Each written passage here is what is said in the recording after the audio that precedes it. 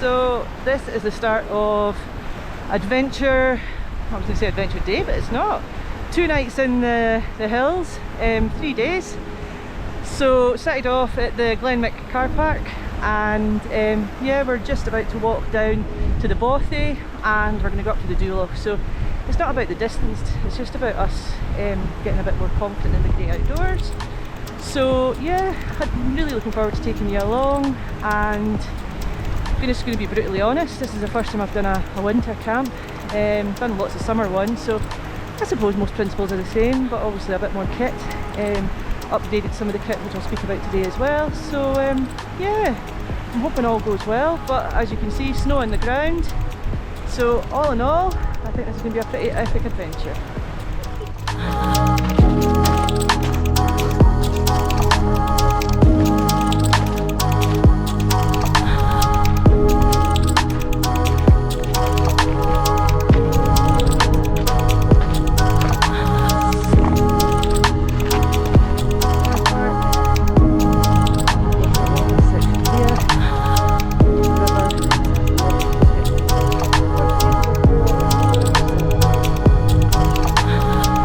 Welcome to one of my most favourite views.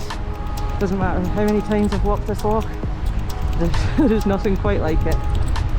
I feel so lucky to be able to get out and do things like this. Sun is shining, not sure for how much longer, so we'll power on and make sure we get the tents up, and hopefully into the Bothy for a cup of tea to warm us up. So this is us just approaching the boathouse now. This holds a special place in my heart because this is where my husband proposed to me. He got down on one knee, produced a champagne bottle, and he thought we were all alone until about 30 Chinese tourists came past and started snapping our photos. So yeah, a funny moment, but an emotional moment as well. And I've also been swimming while swimming from here before. No way I'll be doing it today, it's too wavy and windy, but this is the boathouse just here. Even got a sandy beach for those summer days. Adventure dog.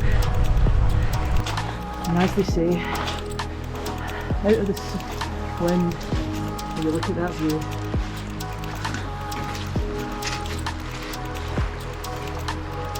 Feeling good, Lisa?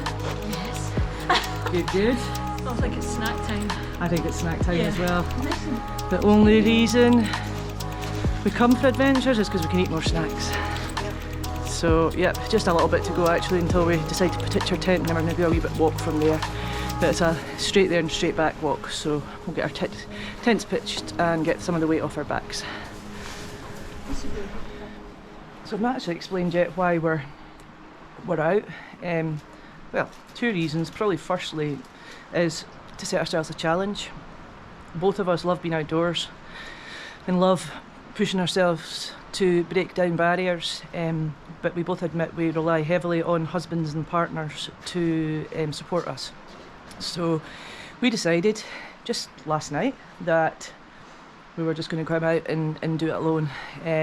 So I've had a good lesson from Kevin, Lisa's had a good lesson from her husband John, and yeah, we've got all the kit that we need, and the reason we've chosen kind of Lochmick area is that at any time if we're struggling we can just turn back and go home.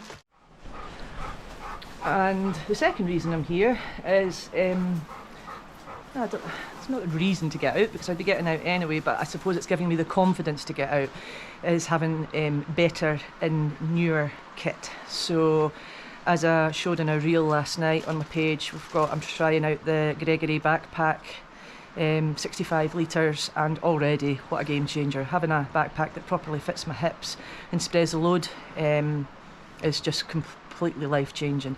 I've always been put off from doing wild camping just because the hip belt never fitted me very well, and I'm really long in the back, that's my other problem. So this one is height adjustable, and the waist strap is adjustable as well, so I've got no sore shoulders, no sore back, and by now I'd usually be crippling with sore backs. And the other thing is Keela jacket, Keela Outdoors. They gifted me this just to give a trial of it and report back, and so far so good. I've not tested it to its true capacity from the elements point of view, from the from the rain point of view, sorry, but I have tried it from the wind point of view and I'm toasty warm inside. I've also got a outdoor research base layer and I've got a merino wool under that, so well and truly toasty despite the freezing temperatures today. My absolute favourite sound, running water. A lot of work done at Loch Mick because of avalanches and things, and this is one of the things they've done, is this beautiful bridge. So again, hats off to the people who maintain the paths and the bridges and things. It's really important that we pay our parking and we do our bit, especially if we're using it often, so that they can help making this place so accessible and so beautiful.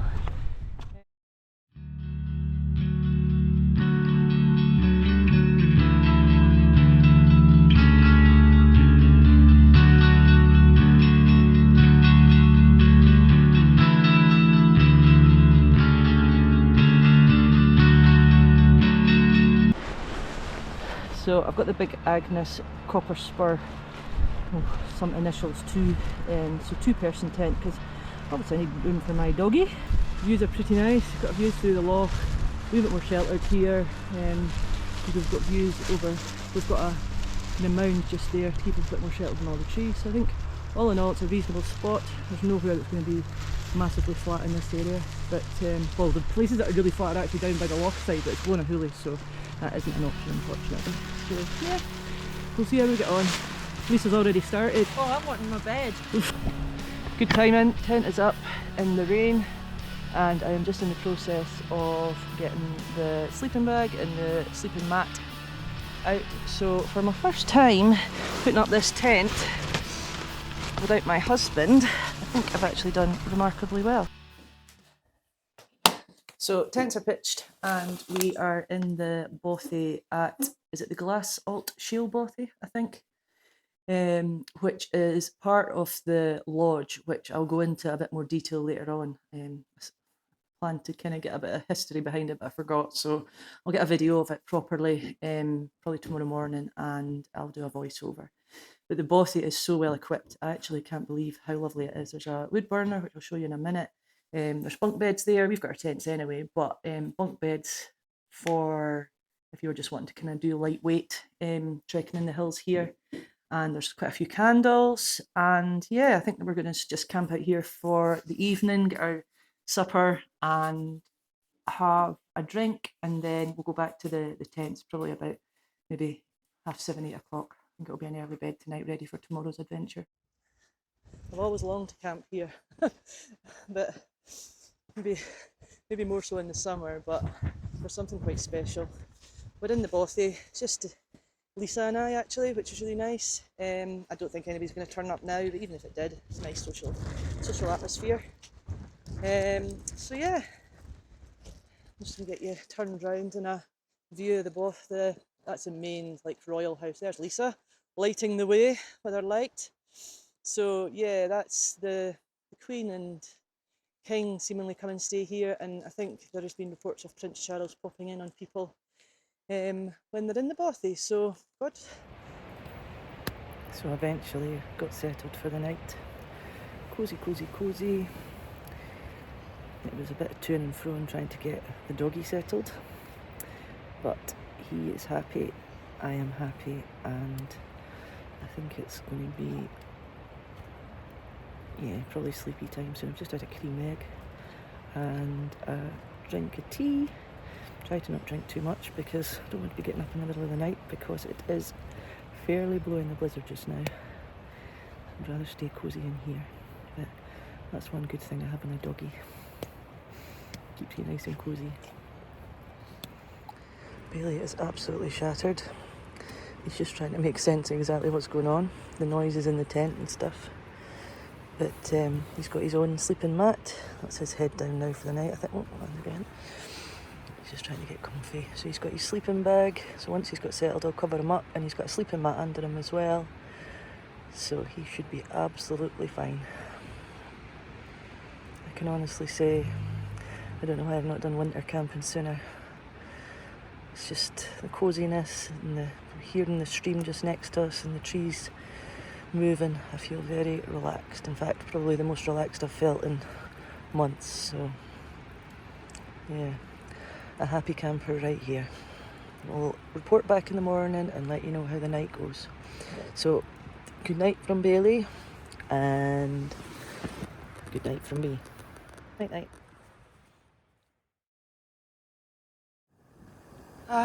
First morning tea, the best one of the day. Certainly hope it'll increase my internal warmth as well. How lucky do I feel waking up to this from my tent. I think every day since my diagnosis I wake up feeling lucky to be alive, but waking up to this I feel even more lucky to be alive. It's not about being lucky to be alive. It's actually lucky enough to feel fit enough to do something like this, because I know so many people who have been affected by the disease that aren't able to, who would love to come out and do this and who aren't able. So when I woke up this morning and I was feeling a bit chilly, I didn't think for once, oh, why am I doing this? I just thought, how lucky am I to be fit enough to be out here doing this? For anybody, I would highly recommend flat walking. It's something that I'm going to run for everybody outdoors in more than 7 months, because the paths are quite icy and I would never put anybody at risk. But this is just absolutely beautiful. Just looking around you, there's no words to describe it in my mind. Even a little beach. So in the summer months, this is a really good camping spot right here, I believe. And there's also bits around that side of the loch, kind of over there. But last night it was just too windy to camp down here, but I'd have loved to have just camped and listened to the waves rolling in, but instead I got the movement of the trees, which was just as lovely, to be honest. So this was Lisa and I's camping spot last night. Lisa is just getting packed up. Oh, yep, she is definitely getting packed up. Porridge is had. You survived the night? Survived the night, just had my porridge and the best cup of tea I've ever had in my life, so I'm going down to take some photos of the loch. It is absolutely stunning down there. So Stayed the night out here. So tents. Lisa's got the MSR one, Hubba Hubba, 2-man tent, and it's absolutely rock solid. There's been no movement in the night. She was cosy, and it's the big Agnes that I've got. And I'd love to say that it's all great, however, the clip down here broke. Plastic snapped off.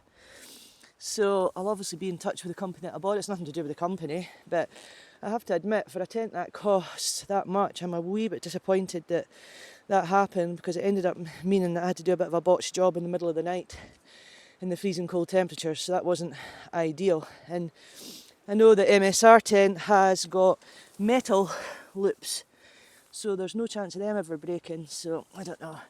I think it may be that we'll have to exchange for the MSR tent, but I'll see what the company says. So I'm away to have my porridge, and I'll bring you back later and have a chat to you then.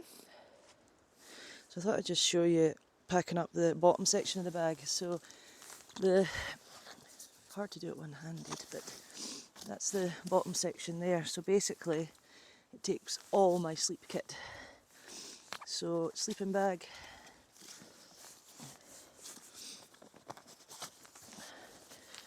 right up in there. And then we've got a sleeping bag liner, because last night was, oh no, that's my pillow, sorry, Trichology pillow.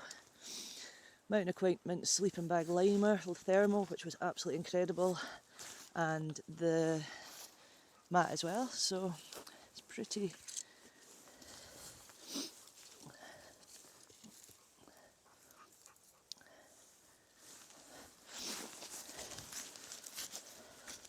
And just to prove that it does actually fit, and I'm not lying to you, I'll just zip it up just now.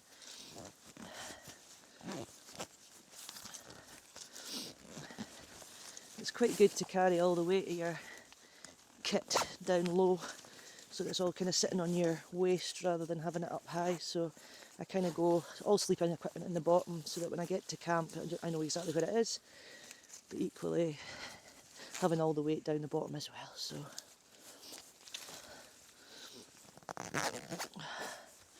done. Job's a good one.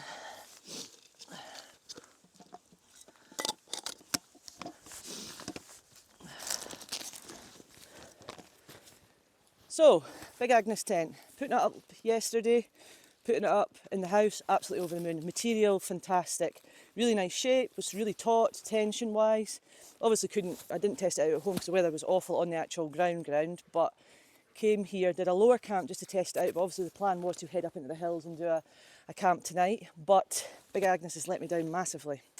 So I don't know if it's a manufacturing error, in which case fine, but yeah, 2 plastic pegs. I said earlier that one had broken, but actually 2 have now gone. I noticed when I was taking it down this morning that the second one went as well.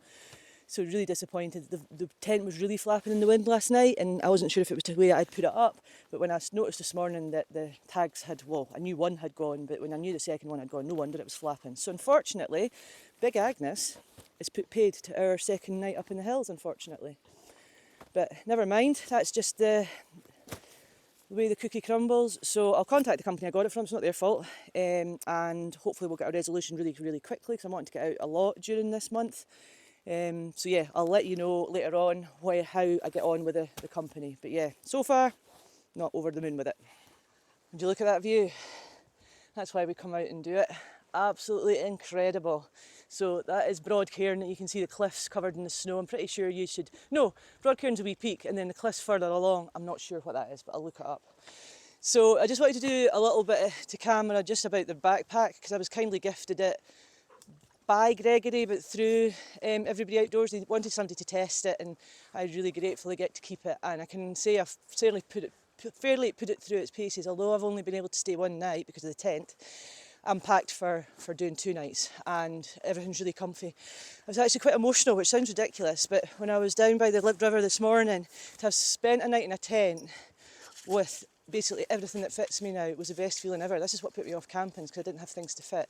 And this backpack is the thing that absolutely changed my life. It carries well on my hips so that the weight isn't coming through my shoulders. Kat from Latitude, when we did the Peak District one, she told us how to fit a backpack, and I've got all like the straps tightened up here, so most of the load is going through my hips, and it makes such a massive difference. Side pockets here, got my water in it and things. Sometimes usually carry a water bladder, but today I was just keen to carry the Nalgene bottle. Stretchy big pockets. There is supposed to be one pocket here that you can kind of access, but I don't think my flexibility is very good, but I'm working on it. I'm doing my yoga. So yeah, all in all, it is an absolutely fantastic backpack. It's fairly loaded. I'll wait when I get home actually, that's probably a good idea to tell you exactly how much weight is going through my back. But walked about 5 miles yesterday, and I wouldn't have been aware that it was, there was no sore bits. Of course I was aware it was on, but there was no majorly sore bits. So yeah, big thumbs up. So I was kindly gifted the Kila jacket. It's a Stratus, and it's not actually in production yet. They are currently making moves to extend their size range, so they've given me this jacket to test it out and just see how I feel. I'm going to be completely honest, I think it's important. So from the windproof point of view, 10 out of 10. From the waterproof point of view, I've been in a blizzard, I've been in sleet, I've been in rain, all within the last 24 hours, and I'm dry, I'm cosy. But only got a merino wool base layer under here and an outdoor research one, and I'm really, really cosy, no problems whatsoever. So, as you can see, nice and long on the back, nice and long, reasonably long on the front. This is my only drawback, because if I lift up, then you can see what you don't want to see. So yeah, that's my only complaint, but overall absolutely fantastic, and it might be when they put it into production they'll maybe lengthen it ever so slightly, fingers crossed.